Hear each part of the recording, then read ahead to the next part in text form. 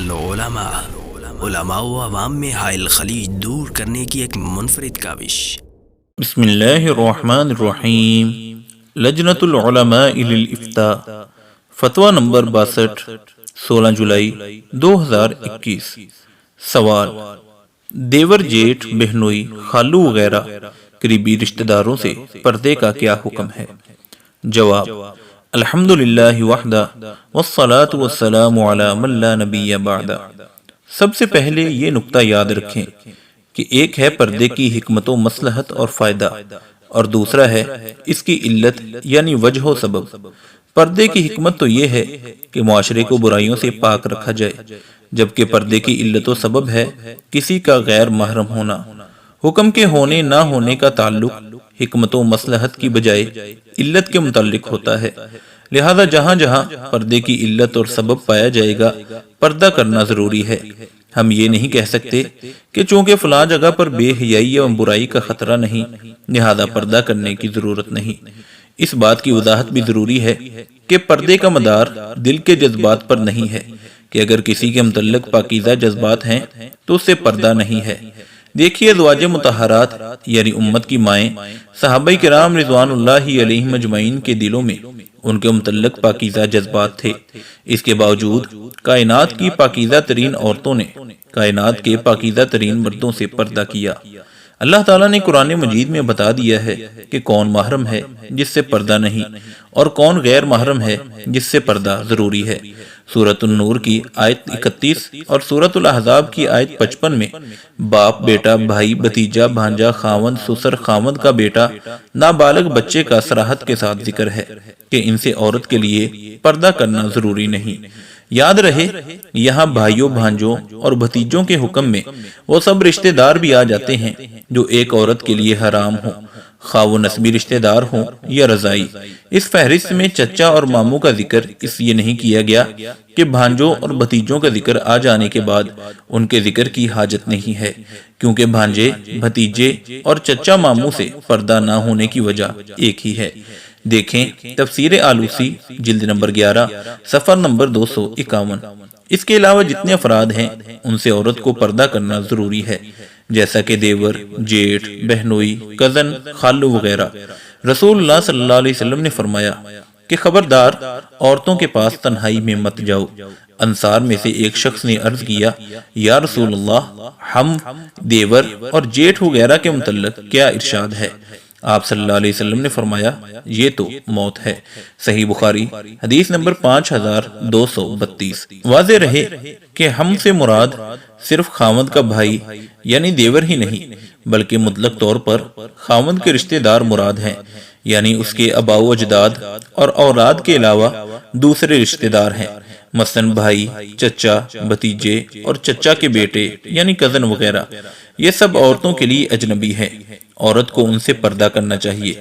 پردہ والی آیت کے ضمن میں ارشاد ربانی ہے، وَلَا يُبْدِينَ زِينَتَهُنَّ إِلَّا مَا ظَهَرَ مِنْهَا، سورہ نور آیت نمبر 31۔ خواتین اپنا بناؤ سنگار نہ دکھائیں بجز اس کے خود ظاہر ہو جائے۔ بعض لوگ اس آیت سے پردہ میں سستی کا جواز کشید کرتے ہیں، حالانکہ اس آیت کا مفہوم بالکل صاف ہے کہ یہ پردے کا متعلق ایک امتناعی اور استثنائی حکم ہے، یعنی عورتوں کو خود اپنی آرائش و زیبائش کی نمائش نہیں کرنا چاہیے، البتہ جو خود بخود ظاہر ہو جائے، مثلا ہوا سے چادر اڑ جائے یا پھر ویسے پردے کے اندر سے یعنی کپڑوں سے ہی زیب و زینت کا اظہار ہو جسے چھپانا ممکن نہ ہو، تو ایسی صورت میں کوئی مواخذہ نہیں۔ البتہ عورت کو اپنی طرف سے اخفائے زینت کی کوشش کرنی چاہیے، لیکن ظاہر ہے عورتیں جن کپڑوں میں اپنی زینت کو چھپائیں گی وہ تو بہرحال ظاہر ہی ہوں گے۔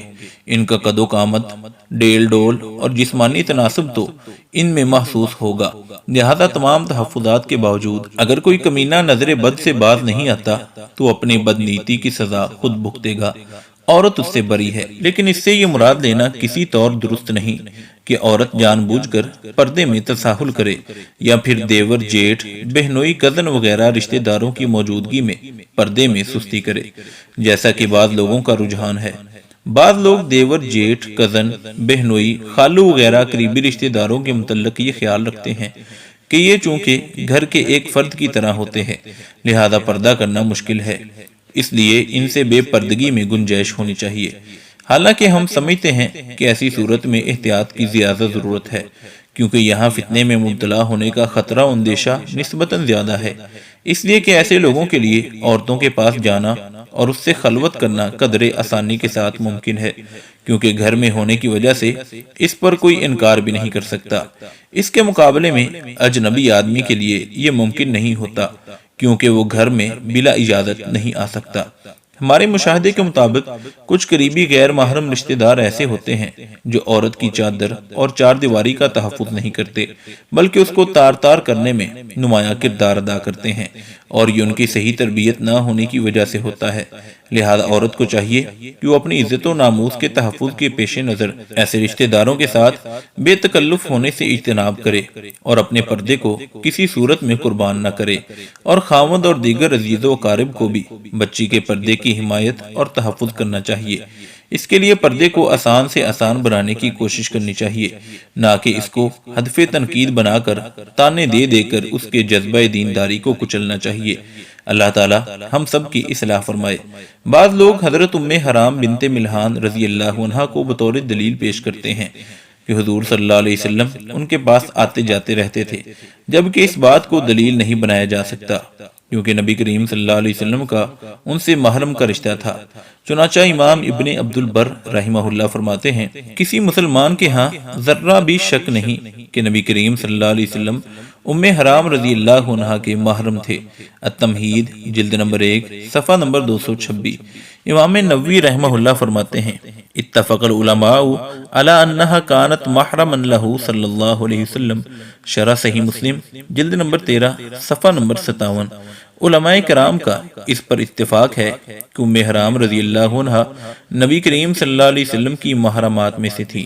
مزید فرماتے ہیں، ام حرام ام سلیم رضی اللہ عنہا کی بہن تھی، اور دونوں نبی صلی اللہ علیہ وسلم کی رضائی یا نسبی خالہ ہیں۔ اس لحاظ محرم ہونے کی وجہ سے ان سے نبی کریم صلی اللہ علیہ وسلم کی خلوت حلال ہے، اور آپ صلی اللہ علیہ وسلم خاص کر ان کے پاس تشریف لے جاتے تھے، ورنہ آپ سوائے اپنی زوجات کے کسی اور عورت کے پاس نہیں جاتے تھے۔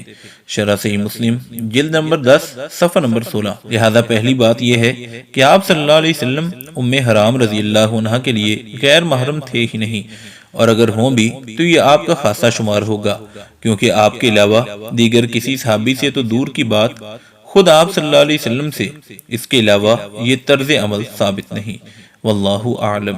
مفتیان کرام فضیلت الشیخ ابو محمد عبد الستار حماد حفظہ اللہ، فضیلت الشیخ عبد الحلیم بلال حفظہ اللہ، فضیلت الشیخ جوید اقبال سیالکوٹی حفظہ اللہ، فضیلت الشیخ سعید مجتبی سعیدی حفظہ اللہ، فضیلت الشیخ ابو عدنان محمد منیر قمر حفظہ اللہ، فضیلت الشیخ عبد الرؤوف بن عبد الحنان حفظہ اللہ۔